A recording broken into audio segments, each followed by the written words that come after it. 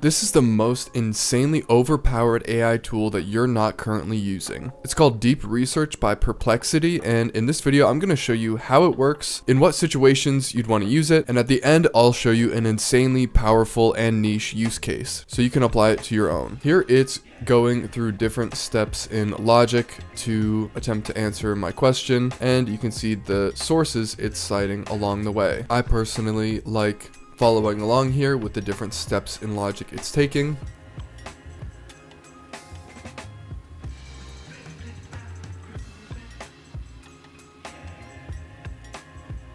Now that the response is completed, we can see all of the sources it cited at the top here. So it went out to the internet and looked at all of these web pages, and it provides a comprehensive report as a response. So this is a little bit different than your typical chatbot response.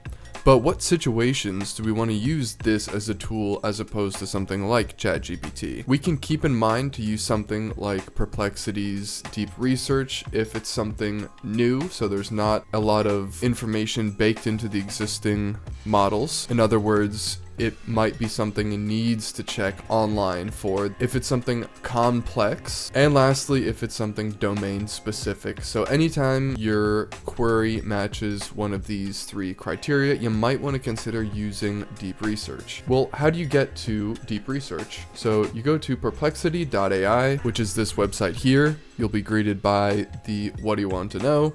And you can hit the drop down here to choose Deep Research as the search option. Now you'll only see this option if you're a pro user, and the pro subscription is $20 a month. And this method of searching absolutely blows some of the other methods of web search out of the water. For example, tools like Google Gemini and ChatGPT all allow web searching, but they don't cite as many sources and don't provide that comprehensive report like Deep Research does. For example, I asked my sister, who's a nurse, to kind of give me something niche that I wouldn't really know about to see what type of report Deep Research would provide. And it was still able to find 21 sources and provided this huge report.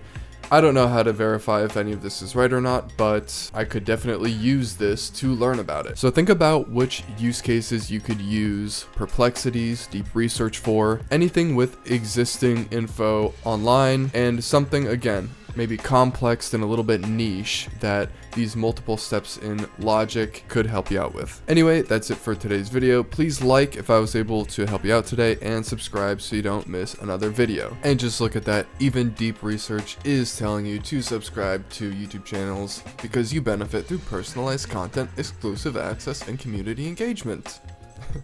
Anyways, have a good rest of your day. Peace.